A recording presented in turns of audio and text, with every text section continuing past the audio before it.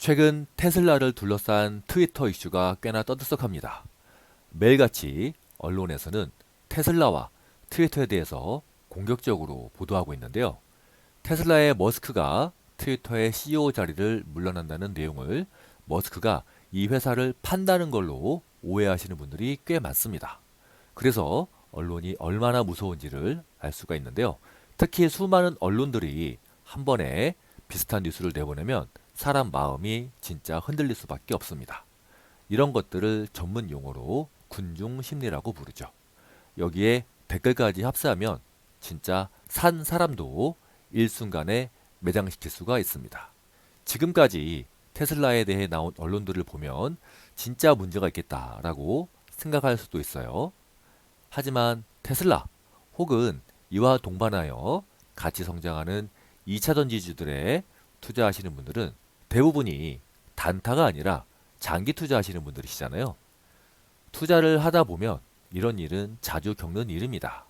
이런 일이 있어야 손바뀜도 일어나고 또 아직 매수를 못한 사람들에게는 저가 매수의 기회도 제공하는 거죠.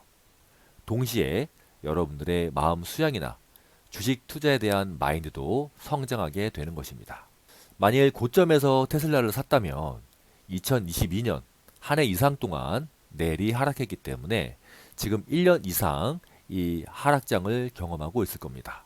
지금으로부터 2년 전에 테슬라 주식을 사신 분들은 현재 테슬라의 주가가 2년 전의 주가와 똑같기 때문에 그동안 나는 뭐 했나, 고점에서 왜 안 팔았나 하면서 자책을 하고 계실 수도 있고요.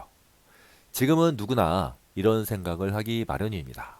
이럴 때 각종 언론이나 유튜버들이 테슬라에 대해서 안 좋게 말하면 더욱더 마음이 흔들리고 테슬라 주식을 이제라도 팔아야 하나 하는 생각마저 드는 거죠. 여기에 설상가상으로 주위에서 큰 손실을 보고 테슬라를 손절했다는 얘기도 하나둘씩 들려옵니다. 그래서 마음이 심란한데 갑자기 친구들한테 전화까지 옵니다. 너 테슬라 샀다며?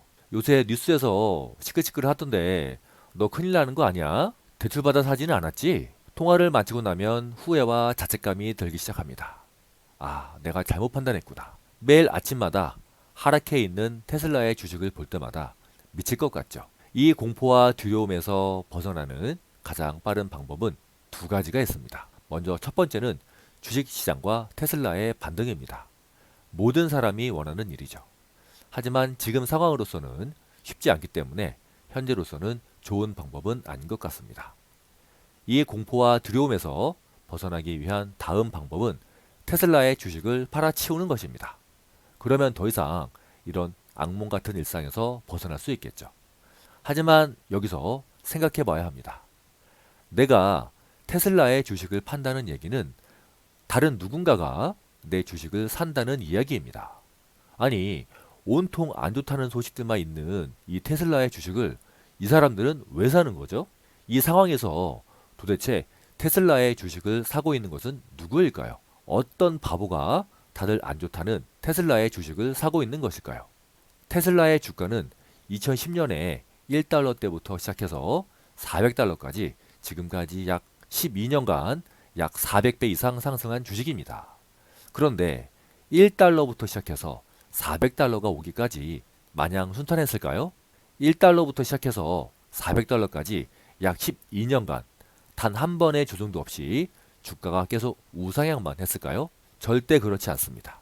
아시겠지만 초창기에 테슬라에 대한 부정적인 의견도 매우 많았었고요.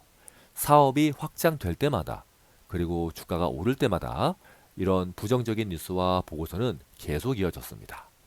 이것들을 다 이겨내고 결국 400달러를 찍은 것이죠.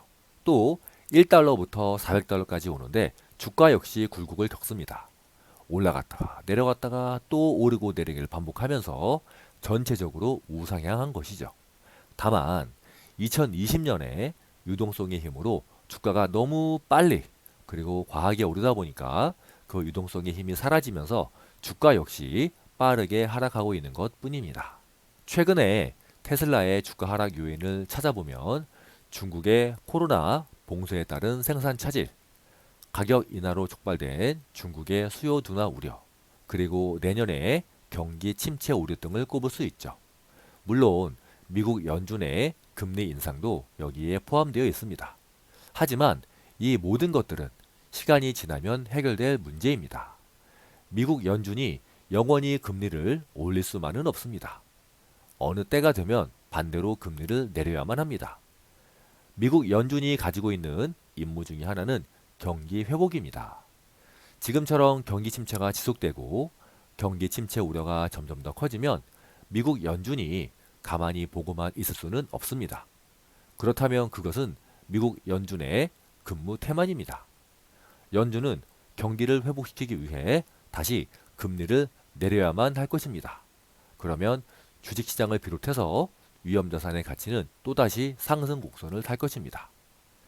중국의 코로나 봉쇄는 시간이 해결해 줄 것이고요. 중국의 수요 문제 역시 일시적인 현상일 뿐입니다. 최근에 투자은행 도이치뱅크가 발표한 보고서에 따르면 여전히 테슬라의 목표 주가를 355달러로 유지했고 투자 의견도 매수 등급을 유지했습니다. 이 보고서에서는 테슬라의 기업 자체만 보면 실적과 각종 기술적인 측면에서 압도적이기 때문에 밝은 미래가 기대된다고 하였습니다. 이번에는 테슬라의 머스크가 최근에 인수한 트위터에 대해서 이야기를 나눠보겠습니다. 일론 머스크가 트위터 CEO에서 물러나는 게 맞을까요? 라고 투표를 올렸습니다. 그리고 머스크는 이 투표 결과에 따르겠다고 했죠. 저도 처음에 이 뉴스를 보고 이런 사실 자체가 믿기지가 않았었는데요. 이것이 바로 일론 머스크의 매력이라고 생각합니다. 테슬라는 전 세계 5위 안에 드는 세계 최고의 자동차 기업입니다. 이런 큰 회사의 CEO가 전 세계 사람들한테 투표를 공개적으로 제안하고 그 결과에 따르겠다니 참 재밌는 일이죠. 12시간 동안 머스크의 개인 트위터 계정에서 진행된 내가 트위터 대표직에서 물러나야 할까를 묻는 투표에서 총 응답자 1750만 2391명 중에서 절반이 넘는 57.5%가 찬성 의사를 보냈습니다. 반대표는 42.5%에 그쳤습니다. 이 소식에 테슬라의 주가는 5%나 상승했죠. 머스크가 트위터 인수에 관심을 나타낸 22년 4월부터 테슬라의 주가가 급락하기 시작했는데 만일 정말 머스크가 사임을 한다면 테슬라가 가지고 있는 큰 위험 요소 중에 하나인 CEO 리스크, 트위터 리스크가 어느 정도는 해소될 것으로 생각합니다. 게다가 머스크는 트위터의 스페이스 기능을 통해서 향후 18개월에서 24개월간은 주식을 팔지 않겠다고 말하였습니다. 약 6만 명의 청취자들이 이 소식을 들었다고 하네요. 본인도 테슬라의 주가 하락이 꽤 심각하다고 인식하고 있는 것으로 보입니다. 그리고 머스크는 테슬라가 어떤 경제 위기도 이겨낼 수 있으며 향후 5년 안에 가장 가치 있는 기업이 되겠다고 말했습니다. 덧붙여 기가팩토리에 대한 지역 선정이 곧 임박했다고도 말했죠. 그리고 머스크는 배터리 비용 절감을 통한 원가 절감을 통해 중국의 수요도 다시 회복시키겠다고 말했습니다. 현재는 전 세계적으로 주식시장이 힘든 때입니다. 테슬라가 유독 많이 하락해 보이기는 하지만 힘든 건 다 똑같습니다. 테슬라에 대해서 여러 가지 악재들이 있지만 시간이 지나면 대부분이 다 해소될 문제들이라고 생각합니다. 게다가 머스크 본인도 테슬라의 주가 하락에 대해서 인식을 하고 있고 또 주가 방어에 대한 의지를 드러냈기 때문에 그동안 테슬라 주식을 따라다니던 CEO 리스크도 이제는 어느 정도 잠잠해질 것으로 생각합니다. 너무 큰 걱정하지 마시고요. 시간이 답이다라는 마음으로 이 어려운 시간 잘 이겨내시기 바라겠습니다. 오늘 영상은 여기서 마치겠습니다. 도움 되셨으면 구독과 좋아요 부탁드립니다.